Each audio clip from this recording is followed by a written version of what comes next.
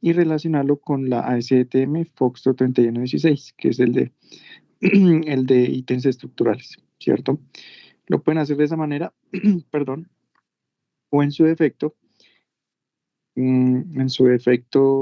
pues digamos, hacerlo de manera analítica, ¿cierto?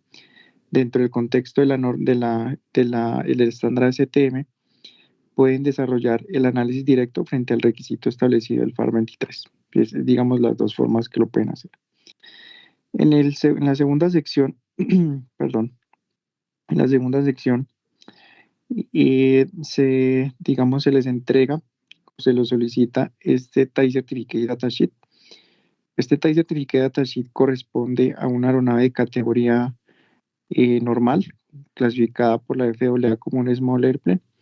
Bueno, un Small, pues ciertamente un poco grande, digamos, dentro de la categoría específica del nivel 3 de las categorías del FAR 23 que vimos, pero que alcanza a abarcar la certificación bajo FAR 23.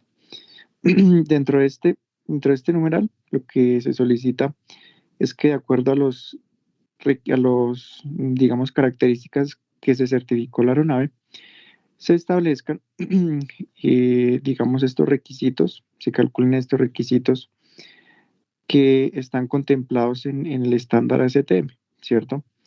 Entonces, entonces básicamente se solicita que se calculen las cargas inducidas, tanto con ráfagas positivas y negativas, considerando netamente los criterios de certificación establecidos en el TIE Certificate Datasheet, junto con los métodos de cumplimiento, los AMOC, que están establecidos en el ASTM, ¿cierto? De hecho, pues en el documento les adjunté también la ASTM, en el cual pues básicamente van a encontrar digamos, las fórmulas y los cálculos respectivos para poder alcanzar o calcular pues, lo que se solicita. ¿Listo? Pues básicamente eso. Y finalmente, dentro de este formulario, el 8110-3, lo que tienen que hacer es demostrar si relacionar este aspecto relacionado con el ítem 1 de la actividad, ¿cierto? Entonces, es decir que en la sección digamos, digamos, de identificación, el título, colocan la sección del FAR 23 que ustedes propusieron anteriormente. Colocan aquí en la parte 9 cómo lo van a cumplir, ¿sí? De acuerdo pues con el DDS que verificaron. Y la parte específica del estándar STM, ¿cierto? Es como básicamente documentar en un formato, digamos, específico que establece la FAA el ejercicio que ustedes desarrollaron frente al cruce de los requisitos del FAR 23 y el método de cumplimiento de la STM Fox 3116. Es básicamente documentar lo que quede digamos, en el formato que ha establecido la FAA para poder darle cumplimiento digamos, a estos numerales. Hay información que, digamos, por varias razones tendrán que suponer.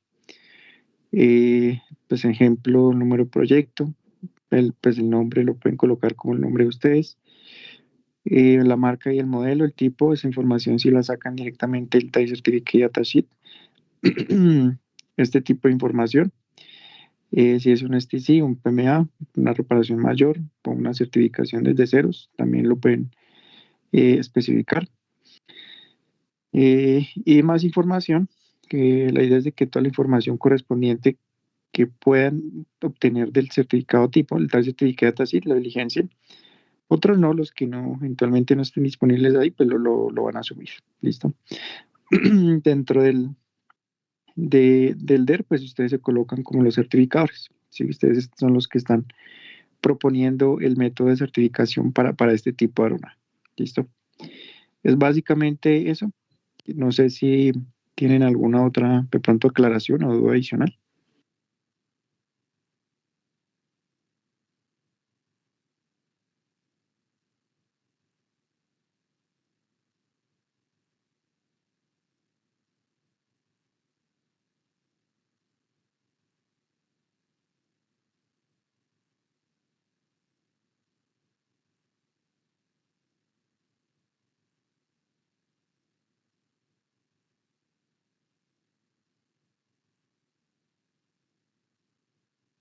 Listo. Entonces, asumo que ya no tienen dudas adicionales. Entonces, vamos a iniciar con la sesión, vamos a continuar.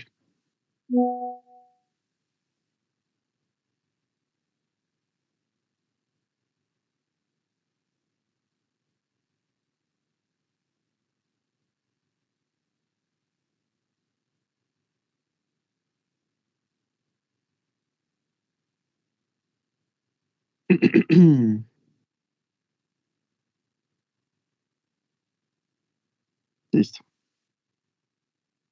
En la clase pasada hayamos abordado el proceso de certificación bajo FAR 23, de acuerdo con lo que establece la circular informativa publicada en la FAA, que es básicamente cómo ha definido la autoridad el proceso correspondiente para desarrollar el proceso en 4 etapas. Entonces, estas 4 etapas que abordamos fueron 4, ¿sí? Requerimientos de diseño, planificación de cumplimiento, implementación, perdón, y actividades de poscertificación, ¿cierto? Dentro de este proceso vimos lo que eran documentos elementales, o procesos elementales que se consideraban los DDS, los Delta Delta Sierra, que son básicamente, digamos, compendios o documentos que van a permitir el cruce respectivo entre lo que se solicita en FAR 23 y los métodos de cumplimiento que ya están aceptados por la FAA. Vimos que la FAA ya ha adoptado digamos, el estándar ASTM para, como un método de cumplimiento ya específico para todos los requisitos del FAR 23, y a partir del DDS que tienen publicado en la página se encuentra específicamente cuáles son las normas o los estándares específicos digamos, de ASTM que permiten el cumplimiento o que son aceptables como método de cumplimiento para cada ítem en específico, ¿cierto? Era como un DDS o el DDS como más, eh, digamos, sencillo, por decirlo así, que actualmente para una certificación bajo FAR 23 se desarrolla dentro de todos digamos, los interesados en desarrollar un proceso de tal característica. Es digamos, el DS que maneja mejores tiempos, porque no va a entrar, digamos, en un análisis previo por parte de la autoridad, de tal manera que se pueda evidenciar si los DDS propuestos cumplen o no cumplen con lo que se solicita en la norma. Entonces, digamos, el DS propuesto a partir de ASTM va a representar pues una optimización en los tiempos. Vimos también que aparte de este DS existen otros que de acuerdo con la revisión anterior, antes del 2017, donde no se consideraban aceptables los estándares ASTM, existían otros DDS que se desarrollaban a partir de circulares informativas que iban a servir de guía o que sirven de guía adicional, digamos como un método alternativo a las ASTM, que básicamente va a estructurar, digamos, los métodos de cumplimiento que establece pues, la FAA a través de una circular informativa, ¿sí? Sin embargo, pues estos documentos no vienen tan específicos como sí lo están las ASTM, sino que se estructuran a partir de pronto de sistemas o datos muy generales, ¿cierto? Es decir, como la estructura, como los motores, como los sistemas de pronto que están vinculados a la aeronave, ¿sí? Sistema hidráulico, sistema, digamos, sistema de combustibles y demás. De hecho, pues se consolidan aproximadamente en 4 o 5 circulares que dan la orientación al solicitante para poder alcanzar este tipo de certificación. Son más generales, no son como tan elementales como los DS por ACTM, pero pues son una vía opcional para los solicitantes que así lo consideren. Y finalmente, pues la FAA deja la puerta abierta a que cada solicitante, de acuerdo a su experiencia, al modo que considere o digamos le permita la interpretación de certificación del FAR 23, proponga unos DS independientes, unos DS adicionales. Entonces, en resumen o en conclusión, el DDS es, por decirlo así, el ítem más importante, uno de los ítems más importantes dentro de este proceso de certificación. Obtener o decidir un DDS que ya esté previamente aceptado por la FAA, como les comenté anteriormente, es un plus para este tipo de certificación.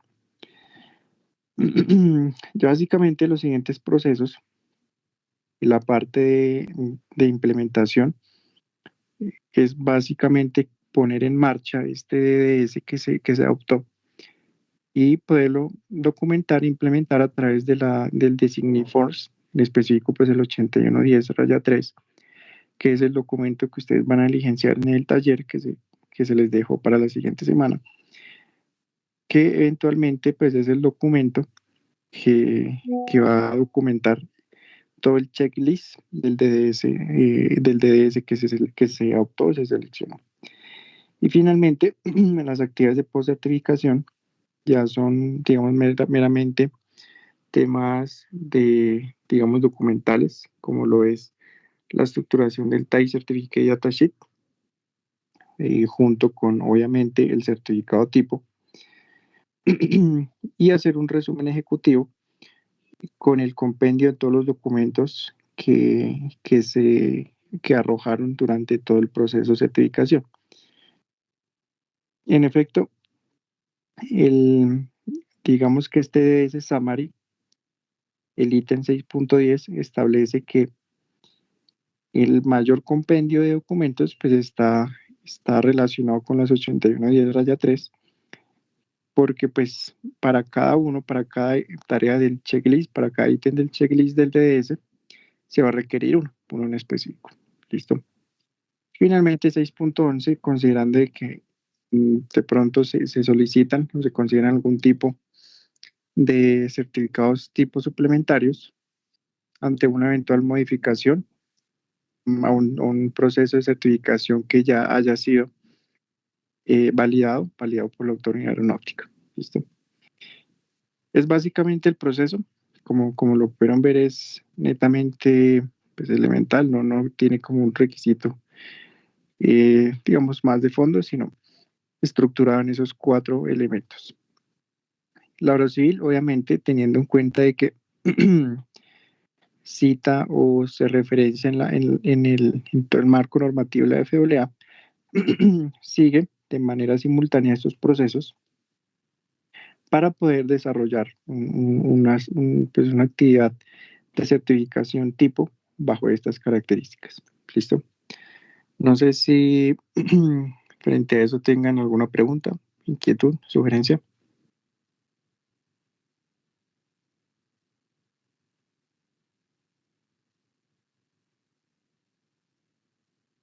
Listo. Fue básicamente lo que abordamos la clase pasada. Pues la analizamos un poco en detalle. Y pues en esta clase vamos a ver vamos a abordar de primera mano lo que es FAR 25. Y queda claro de que lo que veamos en esta clase ya no, digamos que no entra dentro del parcial.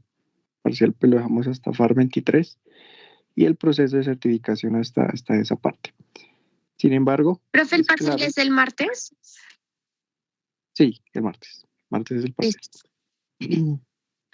Sin embargo, como les comentaba en la clase anterior, este proceso que tenemos aquí, el que comentamos y que abordamos en la clase anterior, Aplica tanto FAR 23 para FAR 25, FAR 27, FAR 29 y los subsecuentes. Es, digamos, no, un proceso que se considera integral, homogéneo para las diferentes categorías de aeronaves que se pretenden certificar. Es el mismo proceso. Lo único que cambia son los requisitos, los requisitos para cada tipo de aeronave, como lo vamos a abordar en la clase de hoy y en las clases siguientes al parcial. ¿Listo? Pero pues para que quede claro, FAR 25 no entraría dentro del parcial. Entonces, ¿quién me ayuda con la lectura de esta diapositiva, por favor?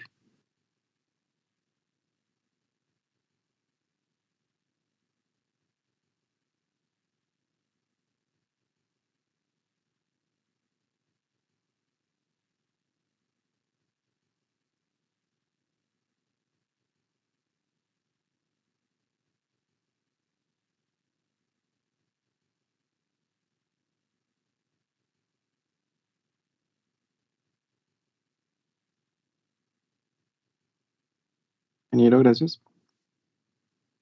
Como lo comentaba el ingeniero, el FAR 25 establece ya los requisitos para una certificación tipo de aeronaves de categoría transporte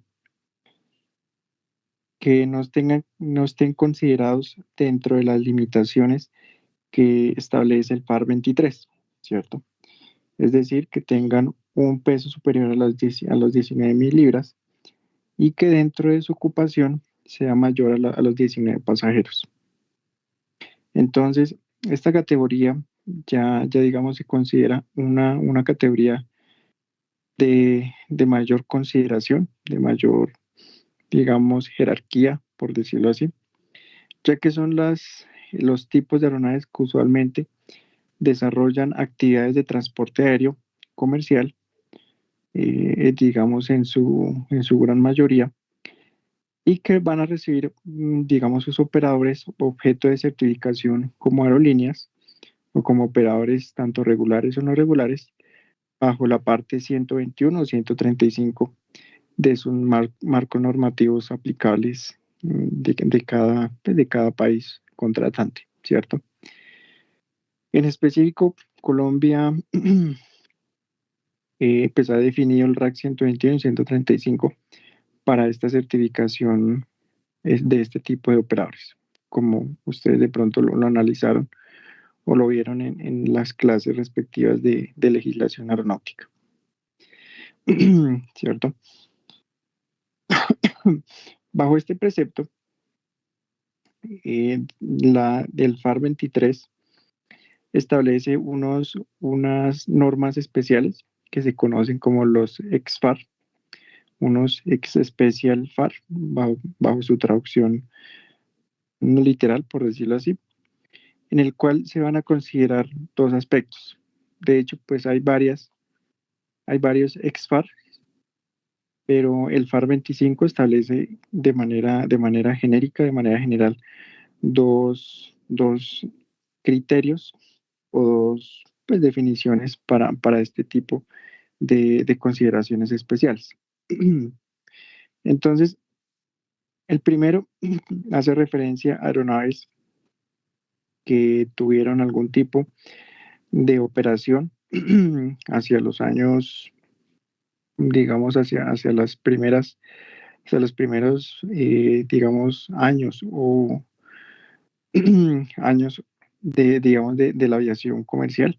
Entonces, la FAA ha considerado especiales, perdón, el DC-3 y el Lima 18, considerando de que son aeronaves que hasta la fecha, digamos que reciben o continúan con algún tipo de operación a lo largo pues, del mundo, ¿cierto? En diferentes países que lo utilizan para diferentes fines. El Lima 18, digamos que como lo podemos ver en pantalla, fue una aeronave que de cierta manera se utilizó en la Segunda Guerra Mundial, al igual que el del DC-3, el Delta Charlie 3. Sin embargo, el Lima 18 ya ha quedado como un poco rezagado, ya no se utiliza de manera frecuente, más que pronto para temas de hobbies o aspectos que no sean netamente enfocados hacia el tema de pronto lucrativo o el provecho social o comercial. A diferencia que el DC3 sí digamos, aún se mantiene vigente digamos, en operaciones tanto comerciales, bajo ciertas limitaciones, y digamos en operaciones de cierta manera para fines de pronto benéficos, inclusive para fines del orden público y demás. Entonces, entonces el DC3 ha permitido, ¿sí?, bajo este EXPAR número 13, que se permiten unas modificaciones especiales, teniendo en cuenta de que digamos, estos DC3, bajo su concepción, pues el Lima 18 también bajo su concepción, no nacieron o no tuvieron digamos, un proceso de certificación bajo este criterio, el que estamos viendo en pantalla, ¿cierto? Bajo los cuatro aspectos que vimos en la clase pasada de requerimientos de definición, planificación del cumplimiento, implementación y actividades de post-certificación. No tuvieron como objeto a este proceso para lograr su certificación respectiva. Por lo tanto, digamos que organizaciones o personas naturales o jurídicas que pretendieran que desarrollar algún tipo de mejora, especialmente digamos, lo que fue en los motores y incrementar el peso máximo de operación, no tenían que llevar a cabo un proceso tan, digamos, tan dispendioso como si se hace en la actualidad para un proyecto desde ceros, sino que iban a tener algún tipo de certificación especial, que es básicamente este EXFAR número 3, ¿cierto? Bajo este, digamos, EXFAR, esta norma especial, eh, se certificó el Basler BT67, creo que en su momento lo vimos. Entonces el Basler BT67 ya no se considera una aeronave tipo S3, digamos, de esta época, sino que por el contrario se considera una aeronave pues nueva, por decirlo así, con una certificación nueva, teniendo en cuenta de que se acogió o digamos, esta empresa Basler Turbo Conversions se acogió a esta Special FAR. ¿Para qué? Para poder hacer primero dos aspectos, digamos, la viabilidad que le da frente a los motores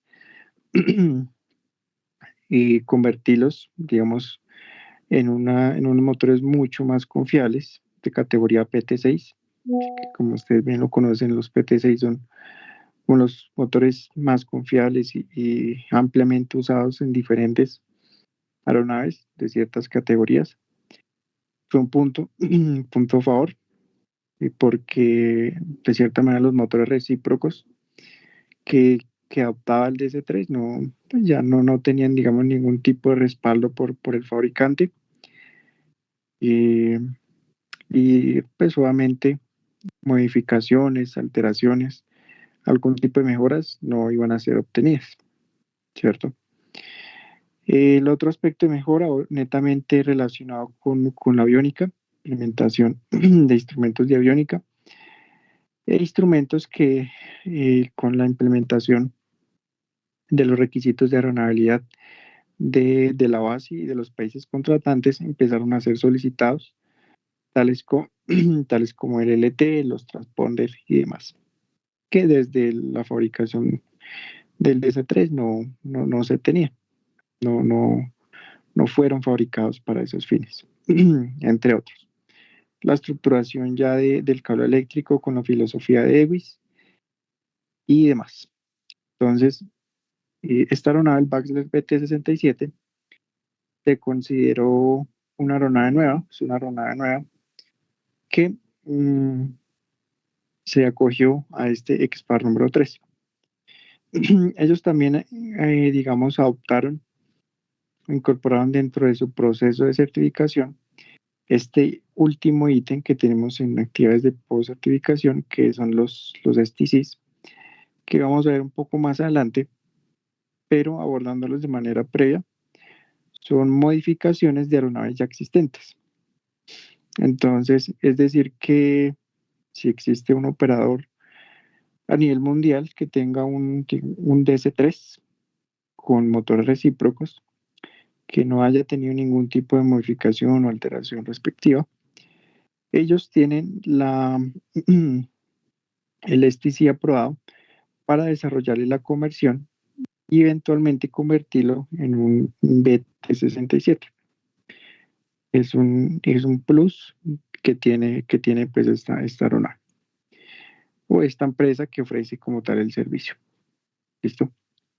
Entonces, es básicamente lo que habla el EXPAR 13, el EXPAR 13 que adoptó la FAA. La aeronáutica civil, en este caso, siendo consciente también de que su norma base, en este caso la FAA, la FAA ha tenido o tuvo, digamos, ciertos criterios de, digamos, de armonización o de ser un poco, por decirlo así, tener algún tipo de excepción frente a la norma para estos tipos de aeronaves y obviamente considerando de que la operación de este tipo de aeronaves es altamente, digamos, social, tienen un nivel netamente social en las regiones apartadas del país, como en la Orinoquía, en la Amazonía, por allá por el Urabá y por todos estos temas. Dentro de los reglamentos aeronáuticos, específicamente en el RAC 3, se tiene una limitación o una excepción específica para este tipo de aeronaves, ¿cierto? Entonces, en este caso, en el numeral 3.6333181, limitaciones de transporte y pasajeros de carga, estableció este numeral específico que dice lo siguiente. Entonces, 2 puntos. ¿Quién me ayuda a leer este numeral 3, por favor? El ítem A y el ítem B.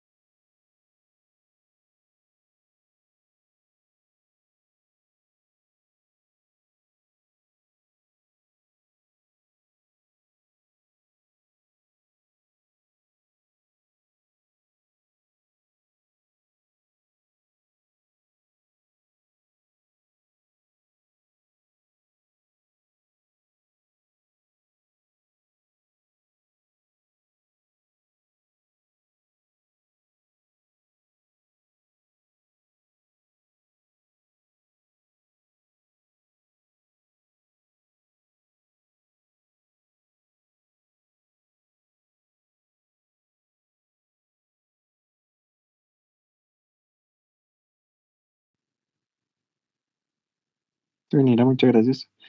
Entonces, la aeronáutica civil, como les venía comentando, consciente de que estas aeronaves en la actualidad, de hecho, ahorita han bajado como tal la operación, teniendo en cuenta la última tasa de accidentes que ha tenido. Y digamos que la operación del DC-3 se ha mermado mucho. Existen pues uno que otro, digamos más, digamos en menor cantidad. Sin embargo, sin embargo, pues como uno se mantiene aún en operación. Digamos, este numeral restringe de que esta aeronave tipo DS-3, pero el DS-3 básico, ¿sí? Con motores recíprocos, tiene, digamos, la limitación de operar netamente en estas regiones de, digamos, de los aeropuertos de Cúcuta, Villavicencio, Neiva y demás hacia atrás, ¿cierto? Es decir, lo que abarca la Orinoquia y la Amazonía colombiana. Por el contrario, por el tema de, digamos, de la cordillera occidental, lo que es por allá Urabá y pues todos los aeropuertos que están como aledaños digamos, a la zona del oriente antioqueño, también pues van a recibir como esta limitación.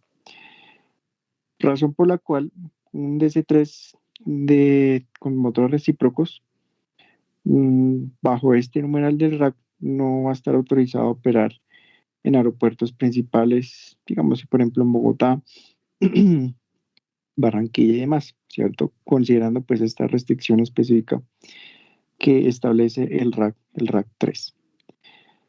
Sin embargo, esta limitación no abarca lo que es este Basler BT-67, considerando que esta ya es otra aeronave, como les venía comentando, es una aeronave totalmente diferente. Únicamente pues esta restricción aplica para este tipo de aeronaves de S3 y que tengan, digamos, estas sillas tipo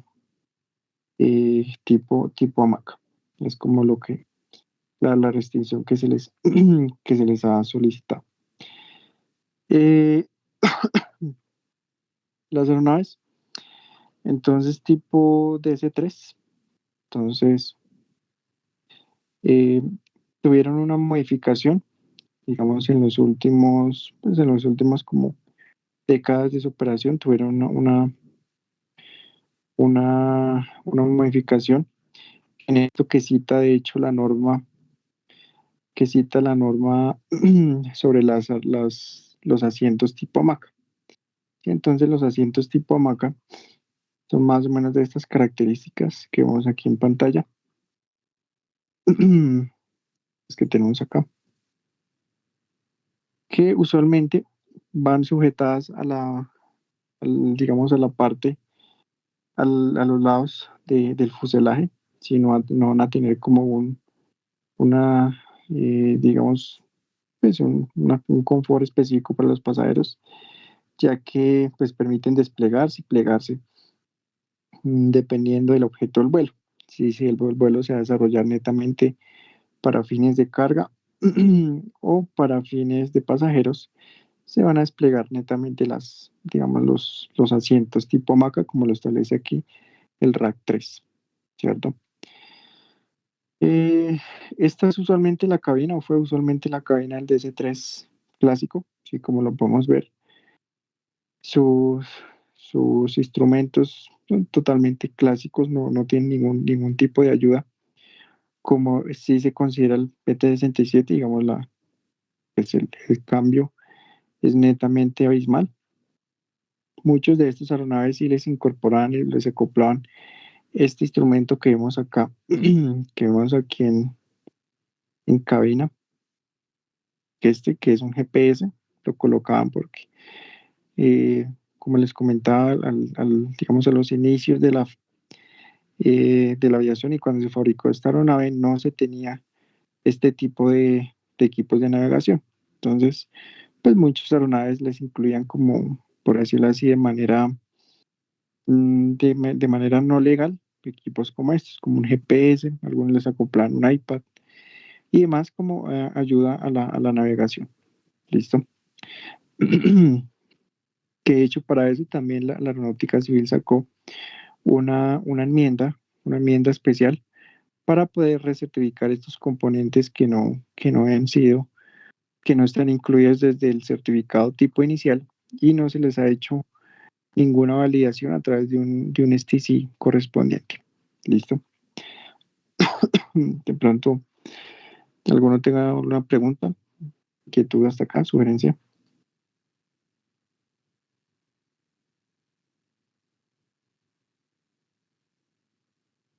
Listo. A ese corresponde el EXPAR número 13.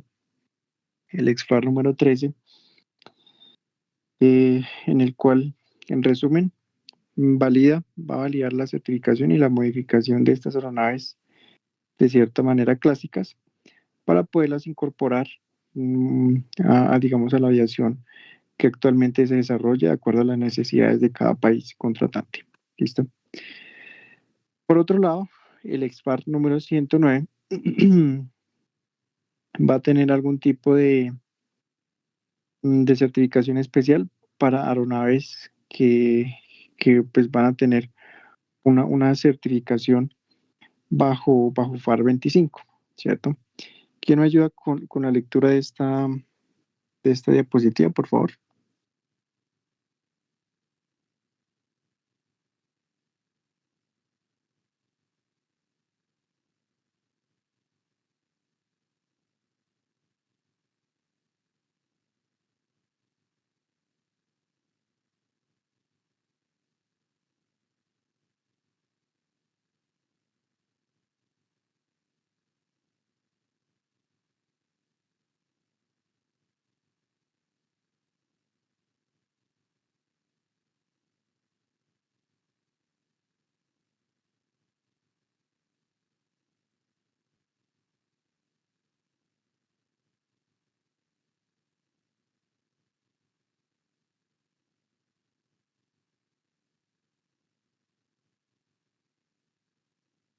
Venera, muchas gracias. Entonces, el EXFAR 109, perdón, se va a considerar, el EXFAR 109 se va a considerar una norma específica o especial, como pues, su palabra lo indica, en el cual se va a permitir una optimización frente al proceso de certificación para aeronaves que previamente desarrollaron una certificación bajo FAR 25.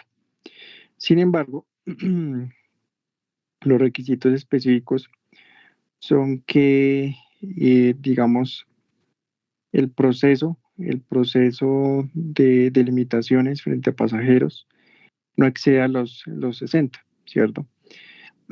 Es decir, por ejemplo, vemos en pantalla el 737, que eventualmente se ha venido convirtiendo, de acuerdo pues, a la demanda de cada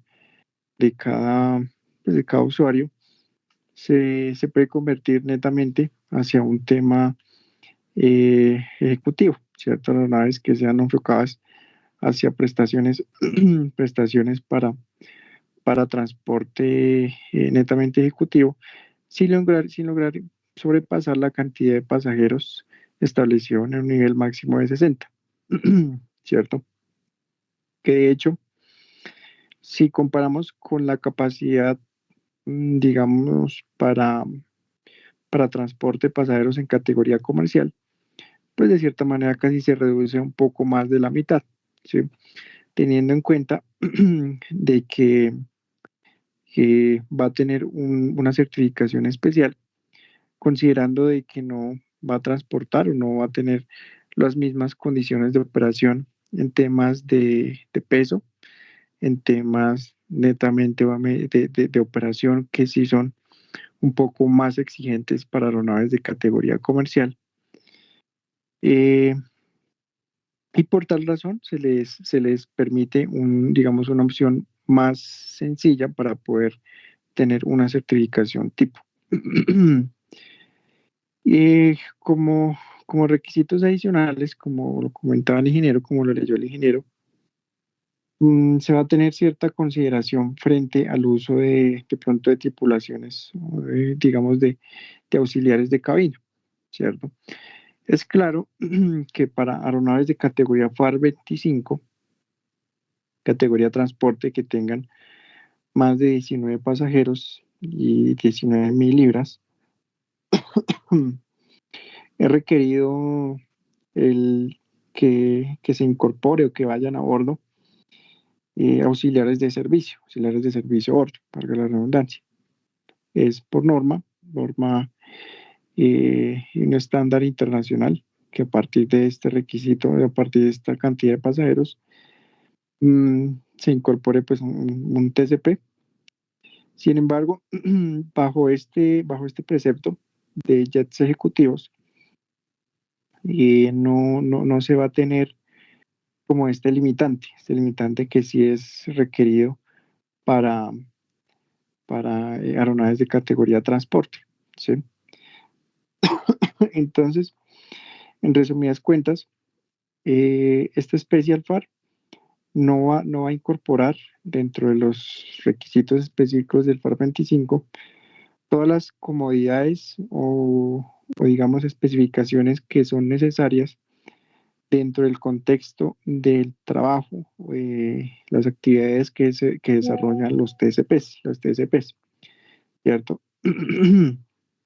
Entonces, pues no se va a incluir lo que son obviamente JANSIP, ni pues obviamente los paneles de comunicación con pasajeros y con cabina, porque no van a ser requeridos, considerando de que es un avión, una certificación bajo una operación netamente privada, que no va a requerir algún tipo de servicio específico para los pasajeros que van dentro de la aeronave, entre otros, ¿cierto? Entre otros, como temas relacionados con, pronto con salidas de emergencia, eh, que sí son solicitadas con una cantidad mínima para una cantidad específica de pasajeros. Pues no, digamos que hay cierta flexibilidad frente a esos aspectos. Y obviamente, frente a los placards, sí, como, pues, está en la ayuda, los placards y los briefings relacionados frente a operaciones de emergencia que se puedan desarrollar en aeronaves de esta categoría, ¿cierto?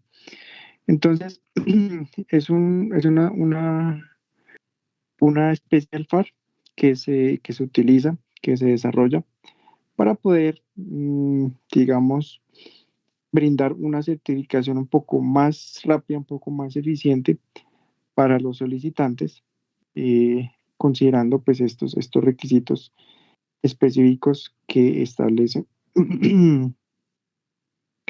pues el EXFAR número 109. De pronto alguien tenga una pregunta frente a este EXFAR pues, respectivo.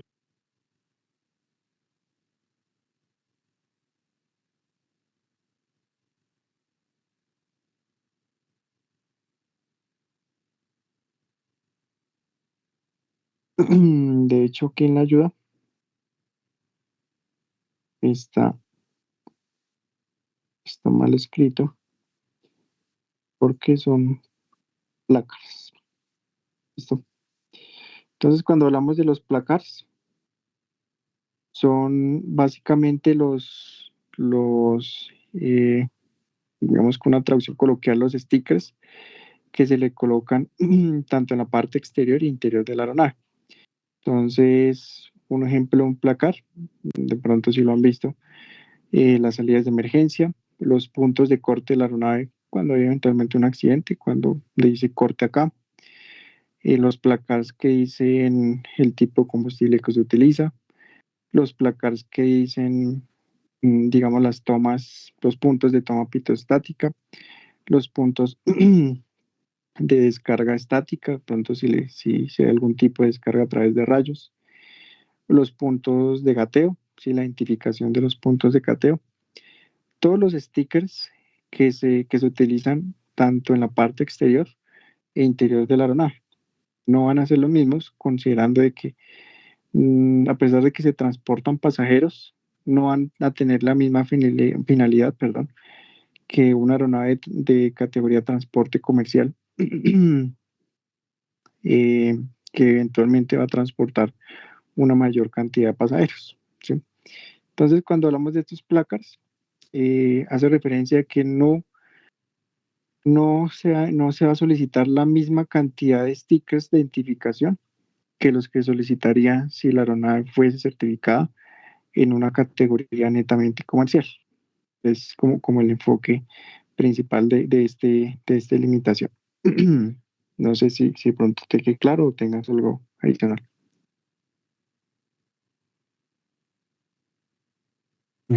Profe, en esta categoría entran las aeronaves de carga.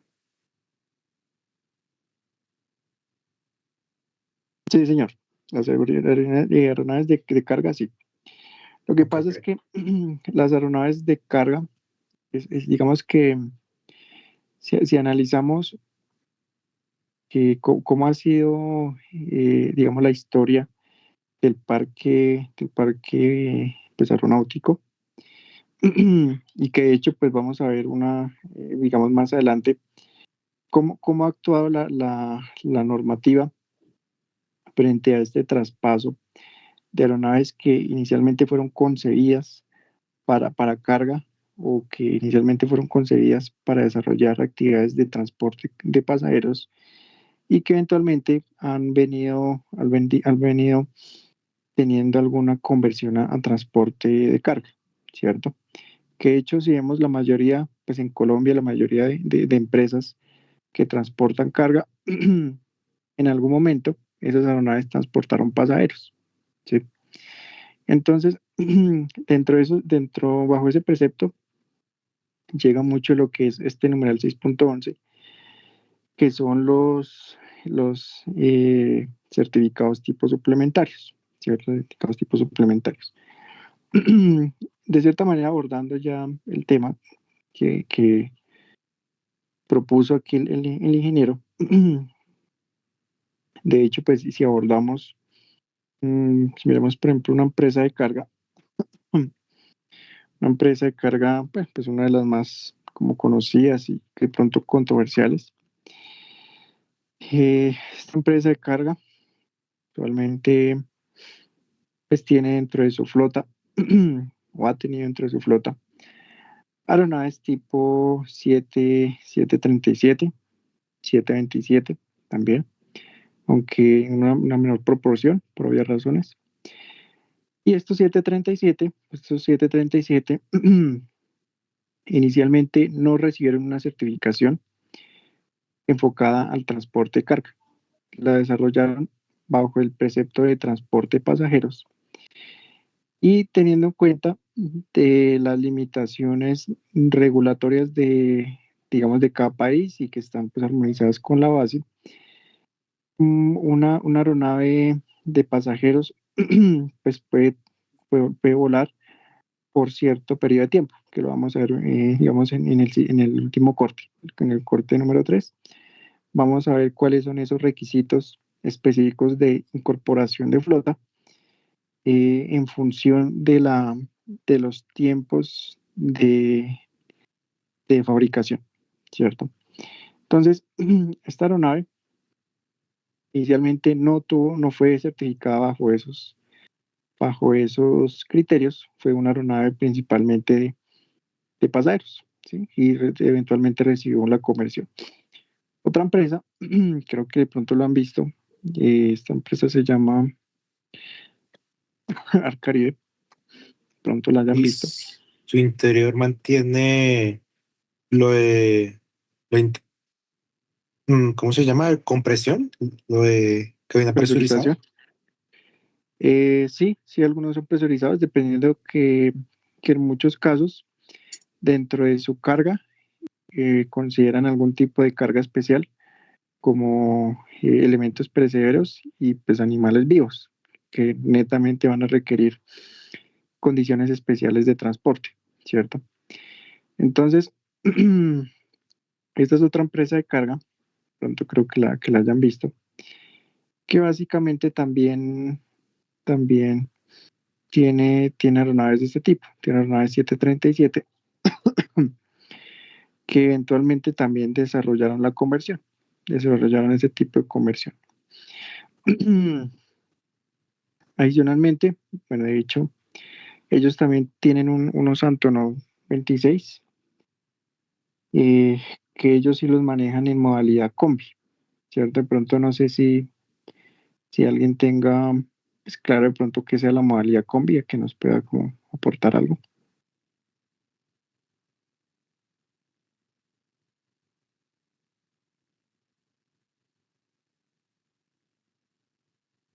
Creo que era que comprabas el derecho al espacio de carga, algo así. Sí, digamos que la modalidad combi tiene dos características. Entonces, va a permitir operar la aeronave digamos, en carga, netamente carga o netamente de pasajeros, ¿sí? Bajo una limitación de cantidad de pasajeros que usualmente va hasta los 19. Ellos lo manejan, lo operan así en estas zonas, también como que se acogen a lo que leímos aquí en el RAC 3, ¿sí?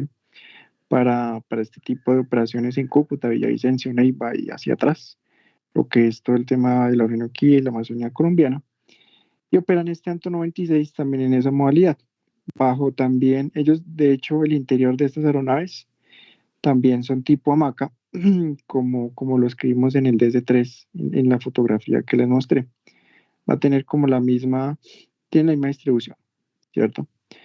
Ahora bien, ¿quién se encarga de desarrollar estas modificaciones o alteraciones? Pues hay varias empresas, hay varias empresas, pero digamos que la principal es esta que se llama Penco Conversions.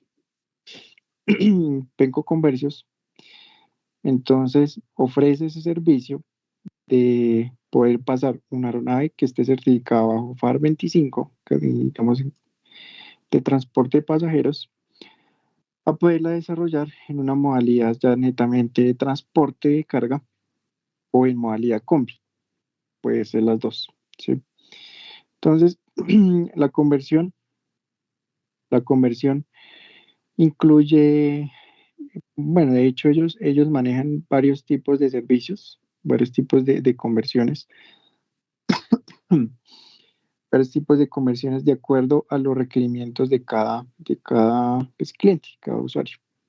Se enfoca netamente en el 737-700, bueno, la flota, toda la familia 737, y lo pueden considerar bajo ciertos, digamos, modalidades. Entonces, la primera es que la ¿Verdad? No sé aeronave qué. se... ¿Pronto alguien tenga una pregunta? Sí, está por dentro. Sí.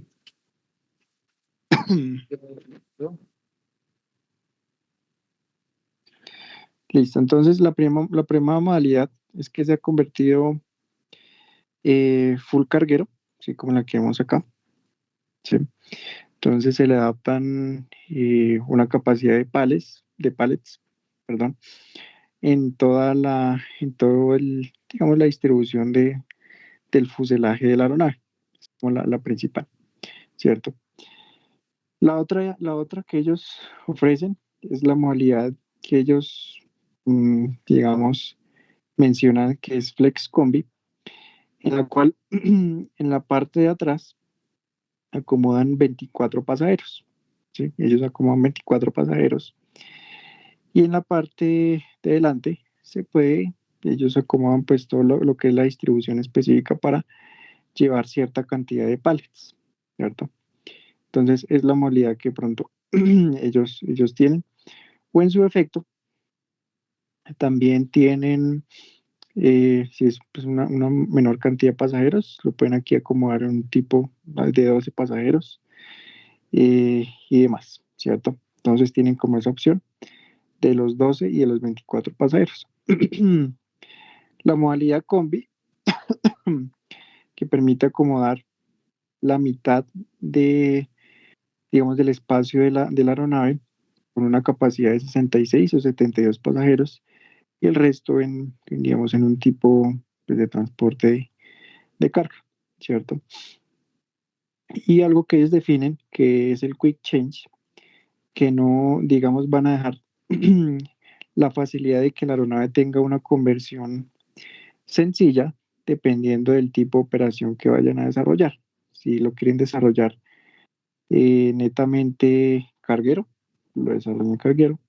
Si lo quieren desarrollar netamente con pasajeros, pues la forma de cambiarlos, digamos, va a ser relativamente fácil. Es como el servicio que ellos ofrecen bajo la modalidad de Quick Change, que va a tener algún tipo de flexibilidad frente al transporte de este tipo de aspectos, ¿cierto? La modificación comprende, en términos generales, la incorporación de una compuerta de carga, como la que vemos acá. Esta compuerta de carga pues está certificada por este operador, Penco Conversions. Ellos tienen el STC aprobado por la FAA. Y dentro del servicio que ellos ofrecen, de acuerdo pues a las diferentes modalidades, ellos lo para instalar, ¿cierto? Hacen pues aquí el tema del espacio, el corte respectivo en la estructura del fuselaje y adaptan pues la compuerta respectiva. Es como la conversión principal. Y la otra, que de hecho la vimos como al principio, era adaptar pues toda la superficie del suelo de la aeronave con estas rueditas, ¿sí? Estas rueditas para poder desplazar la aeronave a lo largo de todo el fuselaje, ¿cierto? Porque pues teniendo en cuenta de que todo, todo entra por la compuerta, los pales eventualmente tienen que desplazarse hasta la parte de atrás para, para poder acomodarlos de manera organizada, ¿sí? Y finalmente, el último aspecto es tapar como las ventanitas, tapar las ventanas, pues ya teniendo en cuenta que ya no van a ser requeridos. Por eso es que de pronto estos 737, eh, como ustedes ven, solo le dejan como las ventanas elementales, ¿cierto? Estas de aquí, emergencia. Ya está ahí. De resto queda todo cubierto. Obviamente eso va dependiendo del tipo de conversión que vaya a desarrollar pues el cliente, ¿sí? Teniendo en cuenta que si lo va a desarrollar en modalidad pues, combi o flex combi o los diferentes servicios que ellos ofrecen, ¿cierto? Entonces, básicamente es eso. Las aeronaves tipo de carga a lo largo de la historia siempre han tenido como esas características. Primero fueron certificados bajo FAR 25 de tipo transporte aéreo de pasajeros y ya con el tiempo fueron convertidos a una modalidad de cargueros, pues, como más o menos que siempre se ha manejado, digamos, en la historia reciente, exceptando pues ya algunos casos en los que ya pues, hay aeronaves de pronto que ya desde la certificación inicial ya están concebidos, ofrecen de fábrica la conversión inicial a cargueros, ¿cierto? De pronto, Cessna hace poquito sacó un avión eh, que me pareció me parece llamativo, este Sky Courier, que de hecho el Sky Courier tiene esa facilidad, el fabricante lo vende directamente, digamos, en tipo de transporte de pasajeros, o netamente también solo de carga. De hecho, pues FedEx, dentro de su proceso de ampliación hacia una cobertura netamente pues, enfocada hacia el tema regional, adquirió, adquirió, adquirió una aeronave de este tipo, eh, aeronave de este tipo, en modalidad netamente de transporte de carga, ¿cierto? El Sky Courier. Pero pues básicamente ellos hacen la conversión directamente desde fábrica. Es como el plus que ellos establecen. Listo. Entonces, como pueden ver aquí la imagen de la derecha ya tiene la conversión directa desde fábrica, ¿cierto? Entonces la distribución, digamos que para pasajeros, este es digamos en categoría FAR 23, hasta 19 pasajeros, o en su defecto, que sea netamente en configuración freighter, como lo pueden ver aquí en pantalla. ¿Sí? Cualquiera de las dos opciones, ellos la ofrecen directamente desde fábrica. Entonces lo mismo, le cambian aquí lo que es la compuerta, que ellos usualmente lo certifican a través de una alteración mayor, para poder convertir la aeronave en tipo freighter. Lo que pasa es que lo hacen directamente desde fábrica. Esto es como lo único diferente. Entonces, es básicamente como la modalidad que se utiliza para este tipo de aviación de carga. Entonces, no sé si alguno tenga una pregunta adicional, pregunta, sugerencia.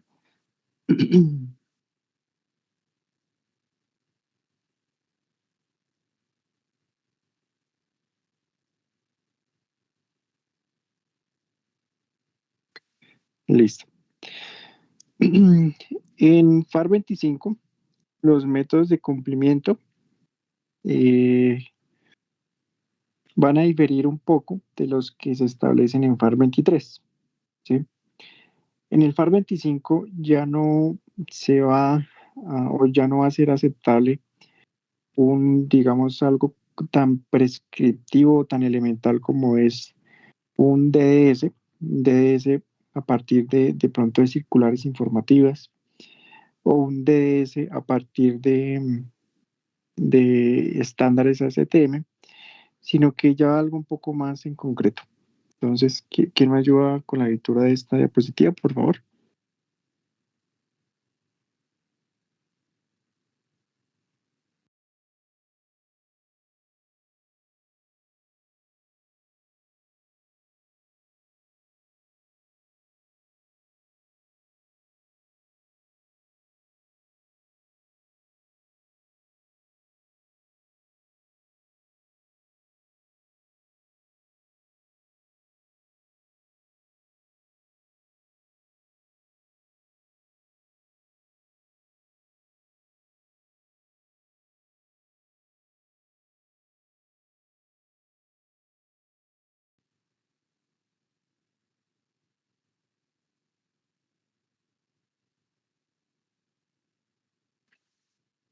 Ingeniera, muchas gracias. Entonces, como se indica en la ayuda, el FAR 25 se va a mantener en un enfoque netamente prescriptivo, ¿sí? Como les venía comentando, el ASTM o estándares similares no van a tener, digamos, no van a tener cierta aceptación como método de cumplimiento, como means of compliance para FAR 25. Es decir, que, bueno, dando razón a esto, dentro de, digamos, de los estándares de ASTM, no vamos a encontrar una norma específica para poder certificar una aeronave bajo FAR 25, únicamente bajo FAR 23, en la categoría que vimos anteriormente. Y esto tiene, de cierta manera, una razón, y es que dependiendo de la gran variedad de pronto de aeronaves que pueden existir, después del requisito, del criterio del peso de las 19.000 libras y pues los 19 pasajeros, establecer pues unos métodos de cumplimiento genéricos, pues va a generar que la certificación se desarrolle de manera muy ambigua, ¿cierto? Teniendo en cuenta que las características individuales de cada aeronave van a diferir en gran proporción. Ejemplo, como tenemos en pantalla, el Airbus 380, ¿sí? A pesar de que se puede considerar una aeronave similar de pronto a un 747, va a tener pues obviamente diferencias pues específicas tanto en sus niveles de fabricación, obviamente en sus niveles de equipamiento y demás. Entonces, bajo ese precepto, en ese orden de ideas, no se va a exigir, o digamos que estos DDS ya estén prescritos o que los establezca la FAA de manera explícita antes del proceso de certificación, ¿sí? Entonces, para estas aeronaves, los métodos de cumplimiento van más enfocados hacia el tema de pruebas, hacia el tema de pruebas en diferentes ámbitos de acuerdo a los tipos de sistemas y de procesos de certificación que se desarrollan, ¿cierto? Entonces, en pantalla, por ejemplo, tenemos para pruebas estructurales requeridas entre el par 25301 hasta el 571 para elementos críticos de la aeronave como pues son los planos, el fuselaje, el empenaje y demás, ya se va a requerir algún tipo de prueba específica que permita que permita el cumplimiento de lo que está establecido, en este caso frente a factores de seguridad, frente a factores de resistencia y demás. Entonces, por ejemplo, para este caso, los fabricantes utilizan mucho lo que es eh, principalmente para la validación de cargas en vuelo en los planos, eh, pruebas como el WIFOL Tree. De hecho, pues en la universidad hay varias tesis que han desarrollado un WIFOL Tree, ¿sí? WIFOL Tree eh, como manera de pruebas de los planos estructurales. Es este. Manera como prueba de desarrollar cumplimiento o recreación de las cargas estructurales en vuelo a lo largo de los planos, ¿cierto? Entonces el WIFOL Tree solamente tiene estas características, si son eslabones que se acomodan a lo largo de los planos, ¿sí? Y que van a permitir simulan las diferentes cargas que están desarrollándose a través de la curva de sustentación en los planos, ¿sí? Entonces es una modalidad, es una modalidad que se utiliza ampliamente para poder certificar, digamos, el cumplimiento respectivo de la capacidad estructural de este tipo de aeronaves. De hecho, pues en la universidad, la máquina universal de ensayos, ¿sí? Con la que ustedes desarrollaron, pronto en partes de máquinas, en partes pronto en sus clases de materiales y demás, la han utilizado ampliamente para poder desarrollar este tipo de pruebas tipo WIFOL Tree, ¿sí? Entonces, en el mandril superior, adaptan el centro del WIFOL Tree, ¿sí?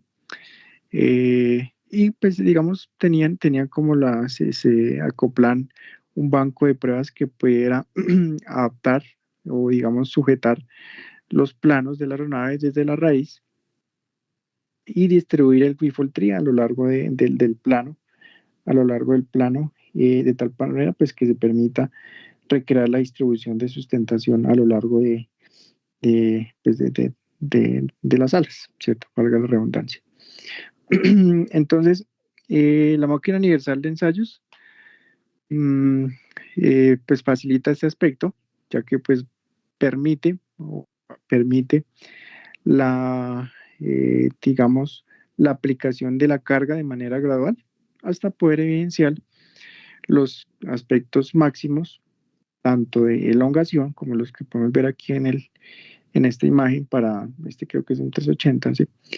Los ángulos máximos de elongación y los factores máximos que se consideran críticos, donde ya se llega pues a algún tipo de, digamos, de fractura, ¿cierto? De fractura o de elongación ya plástica, ¿cierto? Que ya pues pasa de la parte plástica a la elástica, ¿listo? Entonces, para este caso ya se requiere un tipo de prueba estructural de este tipo, eh, como lo hemos comentado, ¿cierto? ¿Quién me ayuda con esta sección, por favor? Con la lectura de esta sección.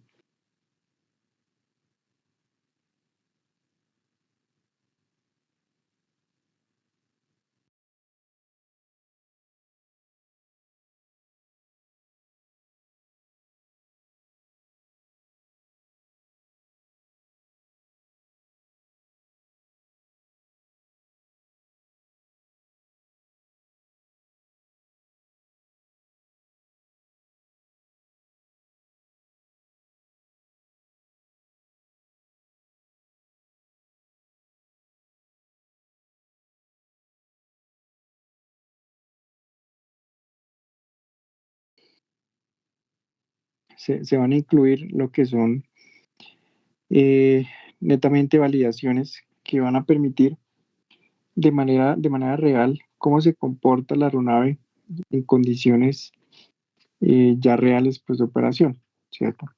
En las cuales, como su palabra lo indica, se van pues, a validar condiciones de rendimiento, estabilidad, control, despegue y aterrizaje y eventualmente pues una pérdida de motor inoperativo. Estos protocolos o estas pruebas en vuelo las tienen que desarrollar pilotos, pilotos que tengan esa habilitación dentro de su certificación, dentro de su emisión de la licencia como pilotos, ¿cierto? Usualmente, usualmente pues, estos pilotos van a tener algún tipo de habilitación específica frente a la instrucción, ¿sí? Van a ser pilotos chequeadores que muchas veces se encargan de realizar la validación técnica de pilotos, digamos, en procesos de entrenamiento, en procesos de pronto de cursos específicos frente a los procesos de pronto académicos que se desarrollan en las escuelas. Y esta clasificación en Colombia pues se tiene abordada bajo la licencia IVA, ¿sí? La licencia IVA, que van a ser los pilotos chequeadores para personal digamos, que está en proceso de aprendizaje. Teniendo en cuenta de que, digamos, en Colombia, este proceso de pruebas de vuelo, digamos que está un poco de cierta manera rezagado, teniendo en cuenta pues que los procesos de certificación y más de pues, una aeronave de categoría FAR 25 no se desarrolla en Colombia. Actualmente pues estos pilotos netamente se encargan hacia como les comentaba, hacia temas netamente educativos. Sin embargo, la Aerocivil, obviamente consciente de que se debe proyectar a que exista pues una industria que permita, que permita desarrollar pilotos de estas características para pruebas en vuelo. Las habilitaciones de IVA, de estos pilotos chequeadores, ya se está llevando, se está incorporando a que se puedan migrar, que se pueda permitir dar una habilitación para desarrollar pruebas de certificación en vuelo, ¿cierto? No solo de pronto habilitaciones digamos, en ciertos modelos, en ciertos equipos, sino que, sino que sean netamente también enfocados hacia algún tipo de validación técnica en vuelo, ¿cierto? Para la redundancia. El enfoque ha sido, el enfoque ha sido netamente, digamos, de acuerdo a las capacidades que tiene cada piloto, ¿sí? Entonces, como les comentaba y como les he comentado de pronto en clases pasadas, en Colombia aún existe o aún estamos bajo la limitación de los 5.700 kilogramos, ¿sí? Ya digamos que no estamos bajo este nivel que se ha establecido o que ha establecido FAR, la FAA, de los niveles, ¿cierto? De los niveles que se establecieron en la enmienda del 2017 de los 19.000 libras y los 19 pasajeros, sino aún como que nuestra norma base está basada en los 5.700 kilogramos, ¿sí? Y pues eso lo podemos ver, digamos, en todos los proveedores de servicios de la aviación, en todos los licenciamientos que ha emitido digamos, que emite o que certifica la aeronáutica civil, considerando de que un piloto que de pronto pueda operar aeronaves que tengan un peso inferior a los 5.700 kilogramos, no va a requerir una certificación, digamos, por marca y modelo, ¿cierto? Sino que se hace de manera general. Contrario a una aeronave que tenga un peso superior a estos, si dentro de su licencia técnica, se le va a discriminar dependiendo de si tiene habilitación para 737, para 320, para 380 y demás, ¿cierto? Entonces, en ese orden de ideas, los llamados a desarrollar estas pruebas de vuelo se van a clasificar en función de las habilitaciones que tengan en sus licencias, ¿cierto? Entonces, si un piloto tiene su habilitación de pronto para volar 737, 320, eventualmente va a tener algún tipo de aceptación para poder desarrollar una prueba de este tipo en una aeronave que tenga condiciones o características similares a las que está habilitado por la autoridad. Y lo mismo pasa con aeronaves que tengan ese peso inferior a los 5.700 kilogramos, entonces obviamente estos pilotos van a estar, por decirlo así, vigentes para desarrollar este tipo de pruebas en vuelo, ¿cierto? Sin embargo, sin embargo,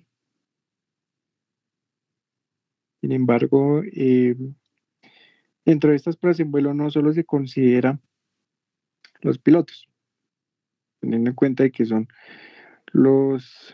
digamos que de cierta manera los más importantes para las pruebas, sino que en cabina van a estar pues como estas personas que tenemos aquí en pantalla, que van a ser netamente ingenieros de vuelo, pues ingenieros como nosotros, que no van a estar tanto dentro del proceso, digamos, de pruebas, ¿sí? Digamos, de la manipulación y el control de la aeronave, sino van a estar dentro dentro del proceso de validación de parámetros, ¿cierto? Validar cómo se comporta la aeronave desde diferentes parámetros y equipos que están incorporados en la aeronave y poderlos tomarlos en tiempo real, ¿cierto? Sin pronto llegar a algún tipo digamos, de análisis en tierra, sino que de manera directa y en tiempo real se analiza.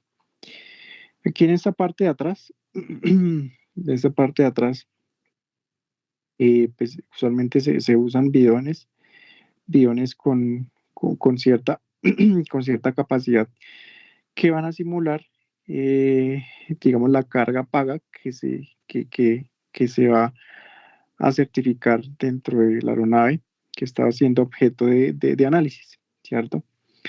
Entonces, usualmente pues, se permite emular de pronto como lo que se desarrolla en pruebas de pronto de obras civiles, como los puentes y demás, que digamos los cargan con vehículos de carga, ¿sí? Que pues, permitan validar la resistencia de manera real de estas estructuras. Entonces, algo homólogo se desarrolla en estas aeronaves durante las diferentes pruebas y fases de vuelo. ¿Listo? Entonces,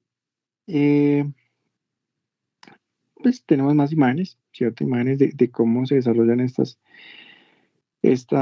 mm, estas pruebas, estas pruebas de validación en vuelo. Usualmente las aeronaves no van a tener todas las amenidades que tienen el producto final después de que se entrega al usuario final, sino que, por ejemplo, aquí todas las cubiertas pues van a estar sin ello porque eventualmente pues no van a ser requeridas. No se está desarrollando un vuelo de pronto que permita brindar cierto confort o ciertas facilidades a las personas que van a bordo, sino netamente una operación que se desarrolla de control y de supervisión y vigilancia sobre el comportamiento de la aeronave en vuelo.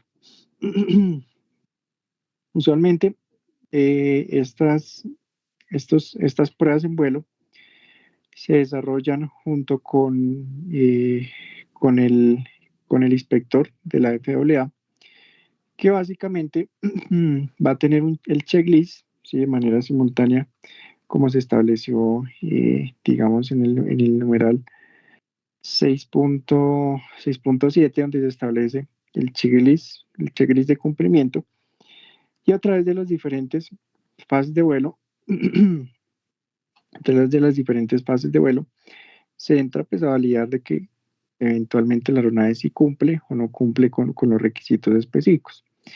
La aeronave en su interior va a estar netamente así, con equipos que van a permitir hacer la medición directa, bien hacer la medición directa eh, de, de los sistemas, ¿sí? Evidenciando de pronto algún tipo de mejora que se pueda optimizar dentro de estas diferentes fases de vuelo, ¿sí?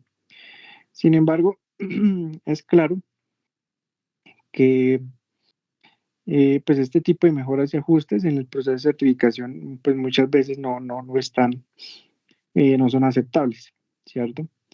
Y digamos, es un concepto que se tiene frente a un proceso de certificación, ¿sí?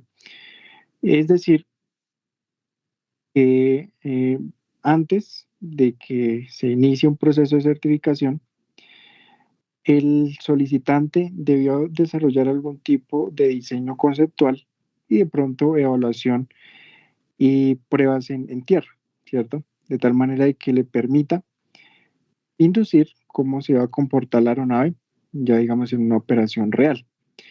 Entonces, iniciar un proceso de certificación significa o hace entender de que ya el solicitante pasó previamente por este tipo digamos, de pruebas, ¿sí? De validaciones iniciales y ya cumplidas, ya digamos establecidas, eh, estudiadas, analizadas, pasa a un proceso de certificación donde eventualmente la autoridad corrobora de que en verdad cumplen con lo que se está solicitando.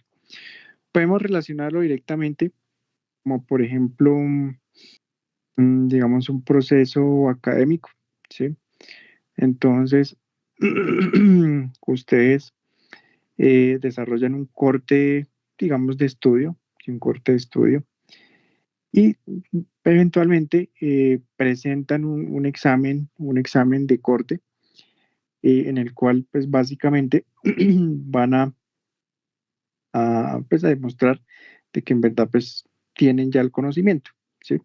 Eso no significa que ustedes previamente no hayan desarrollado todos los procesos educativos y académicos para poder dominar el tema, sino pues que ya, digamos, el examen va a permitir, es netamente algo de certificación, ¿cierto? De certificar de que usted eventualmente sí domina y conoce el tema.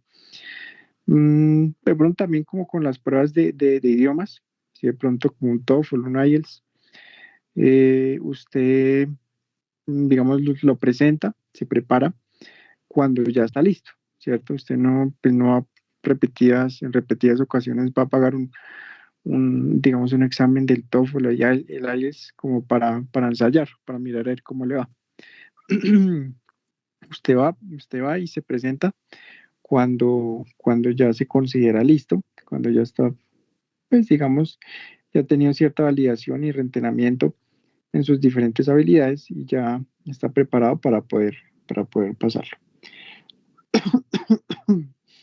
¿Listo? En muchos casos, Eh, pues de hecho es válido sobre todo para el tema de los sistemas, ¿sí? En sistemas eh, que son pues sistemas elementales como los que vemos que son eléctricos, hidráulicos, de combustible y demás.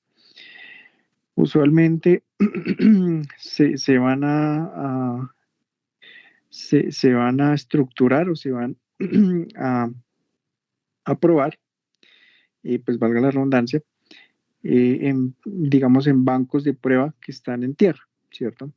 Entonces, un sistema eléctrico, un sistema hidráulico, un sistema de combustible, a pesar de que va a tener algún tipo de, pues va a estar sujeto, digamos, a algún tipo de interacción frente al entorno, de las condiciones ambientales en las cuales va a operar la aeronave, es posible desarrollar algún tipo de prueba de todos estos sistemas, recreando, recreando la distribución, digamos, de las líneas, de los actuadores, de todos los elementos que lo componen directamente pues en los bancos y simulando prácticamente una operación real, ¿cierto?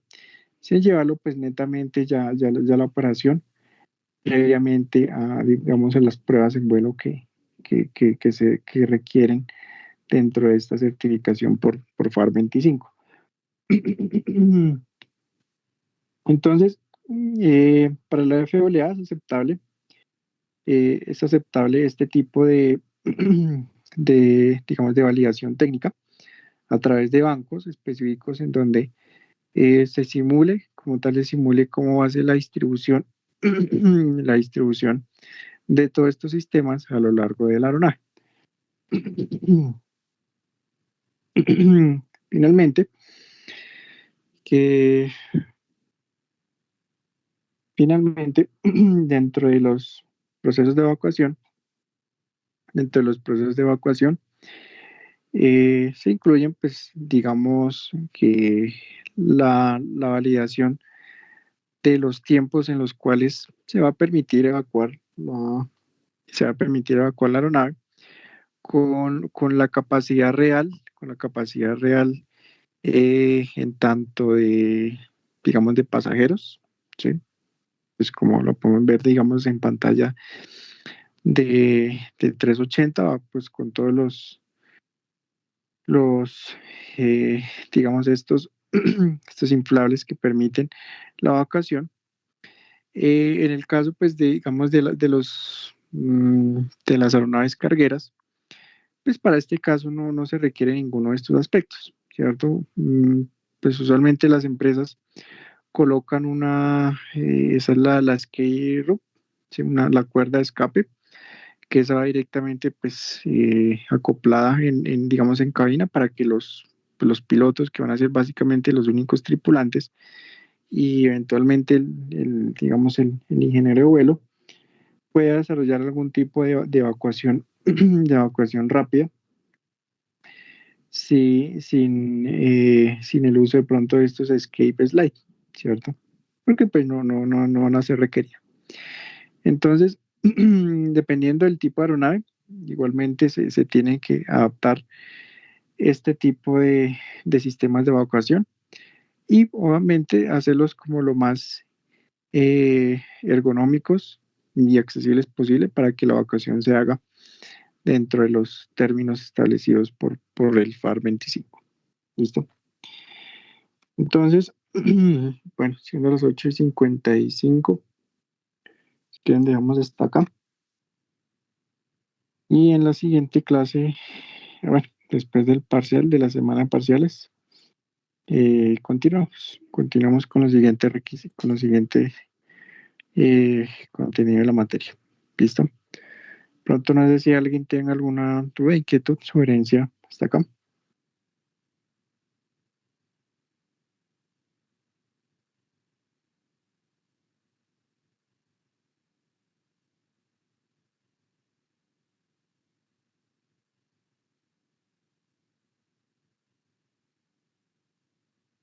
Listo. Entonces entiendo que no hay preguntas.